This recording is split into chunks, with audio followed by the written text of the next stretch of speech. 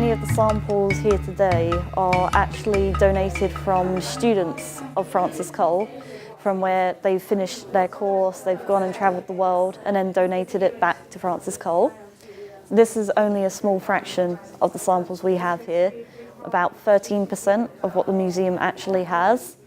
We have many more samples that are used as teaching materials, so this is just a small fraction of what we have. On Wednesdays, I work as a volunteer at the museum. I work as part of the group that works on cataloguing seashells that we get given. So recently we've been given a huge variety of seashells from a museum that closed not too long ago. And a lot of these seashells have either outdated information or they've lost all of their information altogether.